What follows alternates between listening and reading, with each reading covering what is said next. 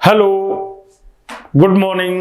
मैं Pankaj Sharma, YouTube channel Sinkhori CDS में आप सभी का हार्दिक स्वागत करता हूं। आप जैसा आपको पता है दोस्तों, हमारे जो यूट्यूब चैनल है Sinkhori railway exams, Sinkhori state exams and Sinkhori CDS and Sinkhori education, इस कंप्लीट सिंखोरी फैमिली में मैं आपका हार्दिक स्वागत करता हूं। इससे पहले वाली वीडियो में हमने आपको स्क्वायर निकालना सिखाया था। आज हम 2 डिजिट के क्यूब निकालना सीखेंगे, तो आप ध्यान से देखना वीडियो को। जब भी हम लोग 2 डिजिट के क्यूब की बात करेंगे तो उसमें आपको सबसे पहले कुछ रेशियो का बेसिक नॉलेज होना जरूरी है, और मुझे लगता है वो आपको है भी। क्या नॉलेज होना जरूरी है, ध्यान से सुनना। यदि मैं आपको ऐसे बोलूं कि 2 लोग हैं, एक है ए और एक है मैंने कहा बी, और मैंने कहा ए और बी की इनकम का रेशियो मान लीजिए 2 और 3 है। मान लेते हैं ए और बी की इनकम का रेशियो 2 और 3 है। यदि मैं आपको ऐसे बोलूं कि ए की वैल्यू 8 के इक्वल है तो बी का वैल्यू किसके इक्वल होगा? मैंने कहा ए बराबर यदि 8 है तो बी बराबर कितना होगा? तो आप मुझे बताइए कि 2 किसके बराबर है? 8 के। हम बोलेंगे यहां पर कि 2 किसके बराबर है? 8 के बराबर है। यदि 2 8 के बराबर है तो क्या 1 4 के बराबर होगा क्या? तो आप बोलेंगे बिल्कुल 1 4 के बराबर होगा।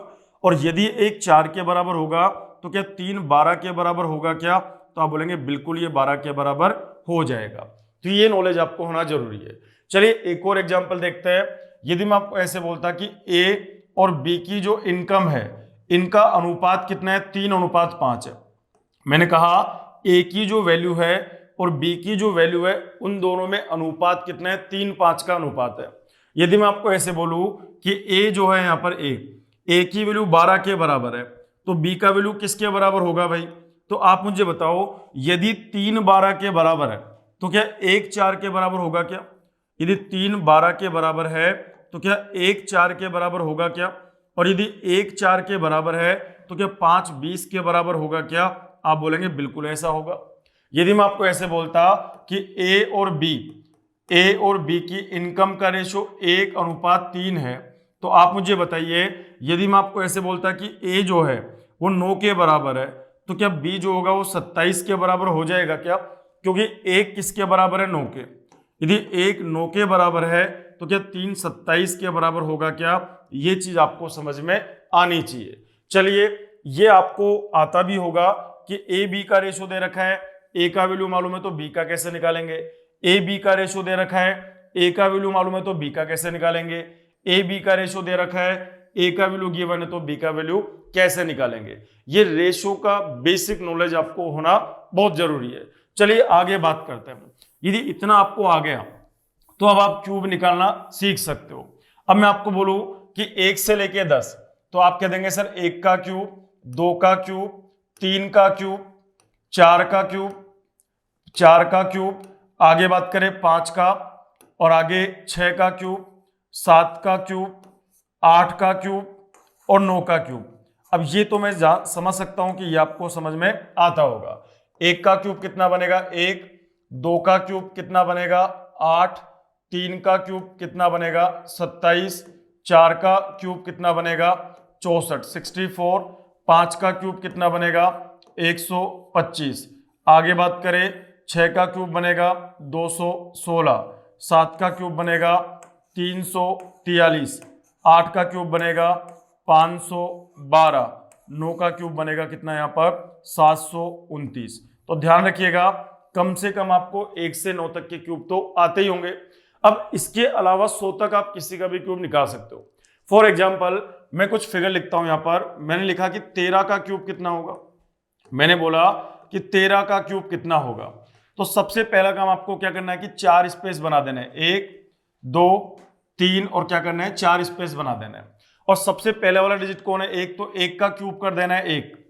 और सबसे लास्ट वाला डिजिट कौन है? 3, तो 3 का भी क्यूब कर देना है 27। इतना तो कर ही सकते हो ना भाई? तो आप बोलेंगे बिल्कुल कर सकते हैं। और आगे बात करें हम लोग, सबसे पहले 1 का क्यूब कर दिया 1 और ये 27, और इस 4 स्पेस को आप 2 में तोड़ दीजिए। ये जो 4 स्पेस आपने बनाए हैं इनको आप किस में तोड़ दीजिए दोस्तों? इसमें आप 2 में तोड़ दीजिए। तो मैंने इसके 2 इक्वल पोर्शन बना दिए। अब देखो यहां पर 1 और 3, तो यहां पर 1:3 कर दीजिए, और यहां पर भी क्या कर दीजिए? 1:3 कर दीजिए, 3 कर दीजिए। अब आप देखो यहां पर यदि एक एक के बराबर है तो तीन तीन के बराबर होगा। यदि मैं कहूं कि तीन 27 के बराबर है तो क्या एक बराबर 9 हो जाएगा क्या? तो आप बोलेंगे बिल्कुल हो जाएगा। फिर आप इन बीच वाले दोनों फिगर को डबल कर दीजिए। 3 का दुगना कितना होता है 6 और 9 का दुगना कितना होता है 18। इतना करने के बाद आप इनको ऐड कर दीजिए। ऐड इसको करेंगे तो ये तो 27 ही रहेगा। आगे 18 और 9 ये भी 27 रहेगा। आगे 3 और 6 ये 9 हो जाएगा। और आगे ये कौन है दोस्तों यहाँ पर 1 हो जाएगा। अब इस 7 को तो रहने दीजिए और इस 2 को आप इधर लेके आ जाइए तो ये बन जाएगा 29। फिर एक डिजिट को छोड़ दीजिए 9 को, इस 2 को आप इधर लेके आ जाइए तो ये बन जाएगा 11। अब आप इस एक को छोड़ दीजिए, इस एक को आप इधर लेके आ जाइए तो ये कितना बन जाएगा 2 बन जाएगा। तो बताओ हमारा आंसर क्या बनेगा? ये बनेगा 2। आगे बात करें ये कौन है 1, ये कौन है दोस्तों यहाँ पर 9 और ये कौन है दोस्तों यहाँ पर 7। तो हम ये कह सकते हैं कि अपना जो आंसर बनेगा क्या वो 2197 बन जाएगा क्या? तो आप बोलेंगे बिल्कुल बन जाएगा। तो ये कोई ट्रिक नहीं है, ये एक बेसिक तरीका है। आपको ही पता है कि जब हमने a प्लस बी का क्यूब, मैंने आपको एलजेब्रा पढ़ाया हुआ है, a प्लस बी का क्यूब जब हम ओपन करते हैं तो 4 स्पेस ही तो आते थे। पहला स्पेस क्या आता था a क्यूब, लास्ट का स्पेस क्या आता था b क्यूब, बीच में क्या आता था यहाँ पर 3a² b और यहाँ पे क्या आता था 3ab²। अब ध्यान से देखो, जब आप इस फॉर्मूले को देखेंगे और जब आप इस जो हमने पैटर्न किया उसको देखोगे तो आपको लगेगा कि ये कोई ट्रिक नहीं है, ये तो बेसिक मेथड है यहाँ पर। तो ये आपको पता होना चाहिए कि किन्हीं भी 2 डिजिट का स्क्वायर हम लोग कैसे निकालते हैं। जैसे मान लीजिए एक और एग्जाम्पल हम लोग लेते हैं। एक और एग्जाम्पल से मैं समझाने की कोशिश करता हूं। यदि मैं आपसे बोलता कि 16 का क्यूब कितना होगा तो सबसे पहले आप क्या करेंगे 1 2 3 एंड 4 और इसको 2 पार्ट में बांट दीजिए। एक का क्यूब कितना होगा 1, 6 का क्यूब कितना होगा 216। इतना तो कर ही सकते हो आप। अनुपात कितना आएगा 1:6। यहाँ पर 1 कितना बनेगा 6 बनेगा। 1 बराबर 1 के है तो 6 बराबर 6 होगा। 6 बराबर 216 तो 1 बराबर 36 होगा। 6 का दुगना कर दीजिए 12, 36 का दुगना कर दीजिए 72 और आप अब इन सबको ऐड कर दीजिए। ऐड करोगे तो ये बनेगा 216। आगे इनको ऐड करेंगे तो ये बनेगा हमारे पास 108। इनको जब हम ऐड करेंगे तो ये बनेगा 18 और यहाँ पर कितना बनेगा दोस्तों 1 बन जाएगा। अब इस 6 को आप रहने दीजिए और इस 21 को आप इधर लेके आ जाइए। जब 21 इसमें आप जोड़ोगे तो 129। अब आप इस 9 को छोड़ दीजिए, 12 को आप इधर लेके आ जाइए तो 12 जब इधर लेके आएंगे तो ये बनेगा 30। 0 को आप छोड़ दीजिए, 3 को आप इधर लेके आइए तो कितना बन जाएगा 4। तो बताइए हमारा आंसर क्या बनेगा 4। ये बना यहाँ पर 0, ये कौन है यहाँ पर 9 और ये क्या बना 6। तो हम ये कह सकते हैं यहाँ पर कि 16 का जो क्यूब है वो क्या बनेगा 4096। और आगे एक और एग्जांपल लेके देखते हैं हम लोग। तो आप धीरे धीरे अपनी वैल्यू को बढ़ा सकते हो। यदि मैं आपको ऐसे बोलता कि बताइए, मैं आपको कहता हूं कि 25 का क्यूब कितना होगा तो बहुत आसान है। कैसे करेंगे हम लोग, ध्यान से सुनना। 1 2 3 4 2 टीम में डिवाइड कर दीजिए।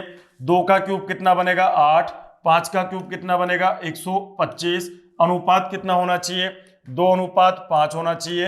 अनुपात कितना होना चाहिए 2:5 होना चाहिए। 2 बराबर 8 के तो 1 बराबर 4 तो 5 बराबर 20 होगा। 5 बराबर 125 तो 1 बराबर 25 तो 2 बराबर 50 होगा। 20 का दुगना होता है 40, 50 का दुगना होता है 100। अब आपको कुछ नहीं करना, सिर्फ ऐड करना है। ये बनेगा 125, ये कितना बन जाएगा यहाँ पर 150। आगे ये बन जाएगा यहाँ पर 60 और ये कितना है दोस्तों यहाँ पर 8 बन जाएगा। एक एक डिजिट को छोड़ते हुए चलिए। 12 को आप इधर लेके आओगे तो बनेगा 162, यही बनेगा यहाँ पर। 2 को छोड़ दीजिए। 16 को आप इधर लेके आओगे तो ये बनेगा 76। 6 को छोड़ दीजिए। 7 को आप इधर लेके आओगे तो ये बन जाएगा 15। तो आप बताओ अपना आंसर क्या बनेगा 15। आगे कौन है यहाँ पर 6, आगे कौन है यहाँ पर 2, आगे कौन है यहाँ पर 5। तो हम ये कह सकते हैं 15,625 जो होगा ये हमारा 25 का क्या हो जाएगा क्यूब हो जाएगा। तो ये भी आपको समझ में आ गया होगा। चलिए एक और फिगर की हम लोग बात कर लेते हैं यहाँ पर। यदि मैं आपको ऐसे बोलता कि बताइए 42 का क्यूब कितना होगा तो आप अब थोड़ा आसानी से कर सकते हो। 4 का क्यूब कितना बनेगा 64। 2 का क्यूब कितना बनेगा 8, अनुपात कितना होना चाहिए 4:2 यहां पर होना चाहिए और 4:2 यहां पर होना चाहिए। तो बताओ 4 बराबर 64 के तो 1 बराबर 16, तो क्या 2 बराबर 32 हो जाएगा क्या? 2 बराबर 8 के तो 1 बराबर 4 के तो क्या 4 बराबर 16 हो जाएगा क्या? तो आप कह देंगे बिल्कुल हो जाएगा। दोबारा देखिएगा क्या कर रहे हैं हम लोग, आप लोगों को बिल्कुल कंफ्यूज नहीं होना, वीडियो को आप स्टार्टिंग से जरूर देखिएगा। क्या करेंगे हम लोग 42 का क्यूब, तो मैंने कहा एक स्पेस, दूसरा स्पेस, तीसरा स्पेस, चौथा स्पेस, 4 का क्यूब कितना बनेगा 64। आगे बात करें 2 का क्यूब कितना बनता है 8, इसको हम 2 पार्ट में डिवाइड करेंगे। अनुपात कितना होना चाहिए 4, अनुपात कितना होना चाहिए 2 होना चाहिए, अनुपात कितना होना चाहिए 4:2 होना चाहिए। 2 बराबर है 8 के तो 1 बराबर किसके होगा 4 के, तो 4 बराबर क्या 16 हो जाएगा क्या? आप बताओ 4 64 के बराबर है तो 1 बराबर होगा 16, तो क्या 2 बराबर 32 हो जाएगा क्या? आप बोलेंगे बिल्कुल हो जाएगा। अब आपको बीच वाली जो 2 टर्म है इनको डबल कर दीजिए 64, ये कितना बन जाएगा दोस्तों हमारे पास 32, ऐड कर दीजिए आप इसको, ये बनेगा 8, ये बन जाएगा कितना हमारे पास 48, ये कितना बनेगा हमारे पास 96 और ये कितना है दोस्तों हमारे पास में 64।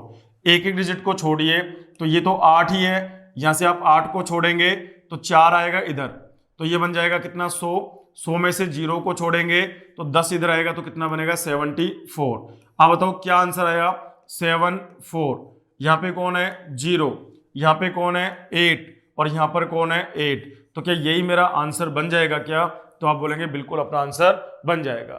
तो मैं उम्मीद करता हूं कि आपको ये 2 डिजिट के क्यूब निकालने बिल्कुल समझ में आगे होंगे। कई बार एग्जाम्स में इनकी जरूरत पड़ जाती है तो आपको ये सारी चीजें आनी चाहिए। यदि आपको क्लास अच्छी लगी हो तो आप वीडियो को अपने फ्रेंड्स के साथ में और अपने सोशल प्लेटफॉर्म्स पर आप शेयर कर सकते हो, लाइक कर सकते हो और कमेंट बॉक्स में अपना कमेंट भी छोड़ सकते हो। हमारे जो यूट्यूब परिवार, हमारा जो सिंखोरी परिवार है उसमें Sinkhori education for academic exam, Sinkhori state exam for state, जितने भी स्टेट है उनमें जो वैकेंसी निकलती है उनके लिए जो चैनल है सिंखोरी स्टेट एग्जाम, रेलवे के बच्चों के लिए सिंखोरी रेलवे एग्जाम्स और सीडीएस के लिए सिंखोरी सीडीएस के नाम से हमारे 4 YouTube channel, Sinkhori CDS, Sinkhori railway exam, Sinkhori state exam and Sinkhori education. आप लोग इन सभी चैनल्स को एक बार सब्सक्राइब भी कर लीजिए। तो आज के लिए इतना ही है, फिर मिलेंगे हम लोग एक बेहतरीन वीडियो के साथ में। तब तक के लिए आप अपना ध्यान रखिए, खुश रहिए और मेहनत करिए। Thank you, goodbye, take care and bye bye.